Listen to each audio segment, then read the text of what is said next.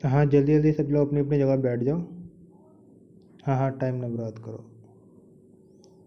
ठीक है, बैठ गए ना सब लोग? अच्छा अच्छा, ठीक है, चलो शुरू करते हैं। तो आज हम पढ़ेंगे सबसे पहले कार्यपालिका के बारे में। कार्यपालिका क्या होती है? कार्यपालिका में राष्ट्रपति, उपराष्ट्रपति और राष्ट्रपति को सहायता करने के लिए प्रधानमंत्री के साथ मंत्रिपरिषद शामिल होता है। ठीक है, ये देखो क्या क्या होते हैं। राष्ट्रपति, उपराष्ट्रपति और राष्ट्रपति को सहायता करने के लिए प्रधानमंत्री के साथ मंत्रिपरिषद। अच्छा, इन सब के बारे में थोड़ा थोड़ा डिटेल में पढ़ लेते हैं। ठीक है, सबसे पहले राष्ट्रपति के बारे में देखते हैं। राष्ट्रपति का चुनाव निर्वाचिका के सदस्यों द्वारा किया जाता है, जिसमें संसद के दोनों सदनों के चयनित सदस्य समानुपातिक प्रतिनिधित्व प्रणाली के अनुसार राज्य में विधानसभा के सदस्यों के द्वारा एकल अंतनीय मत के द्वारा होता है। ठीक है,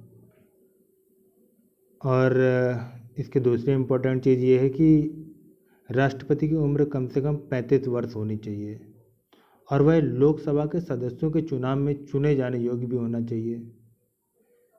और तीसरी चीज़, राष्ट्रपति का जो कार्यभार होता है वो 5 साल का होता है। इसके बाद वो दोबारा चुनाव के लिए अपना पत्र भर सकता है।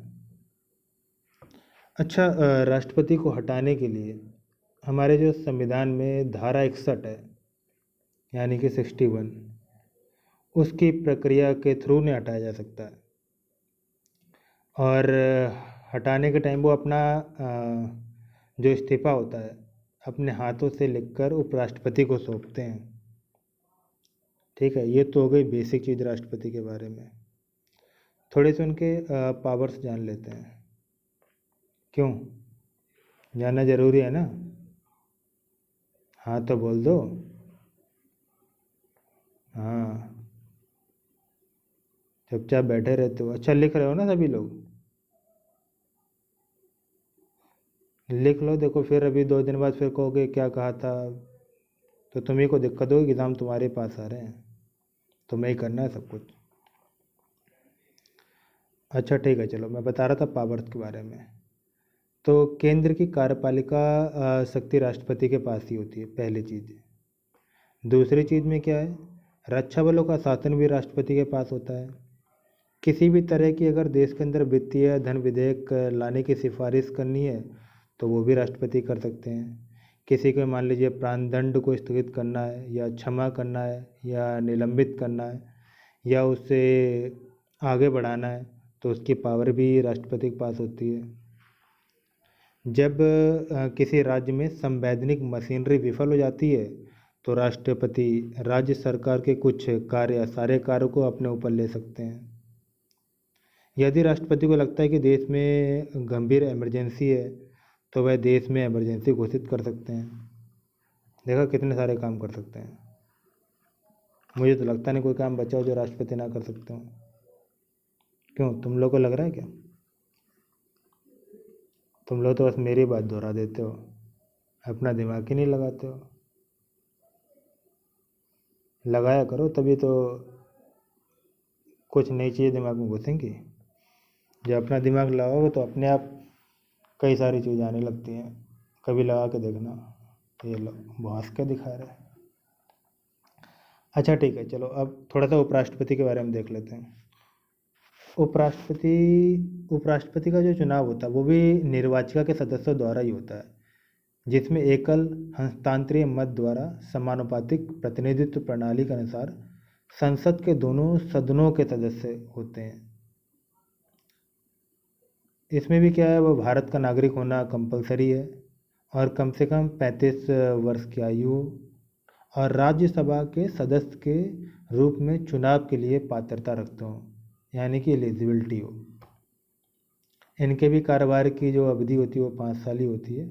उसके बाद ये दोबारा से पुनः निर्वाचन का पत्र दाखिल कर सकते हैं। अनुच्छेद 67B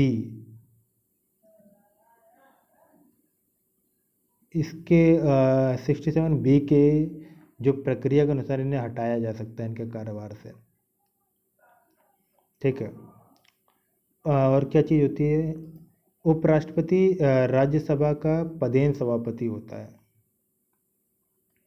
और जब बीमारी या किसी अन्य कारण से या नए राष्ट्रपति के चुनाव होने तक या 6 महीने के भीतर यदि यह रिक्ति मृत्यु के कारण होती है या राष्ट्रपति के इस्तीफा देने के कारण होती है या किसी अन्य कारण से राष्ट्रपति हटा जाते हैं, तो उनकी अनुपस्थिति में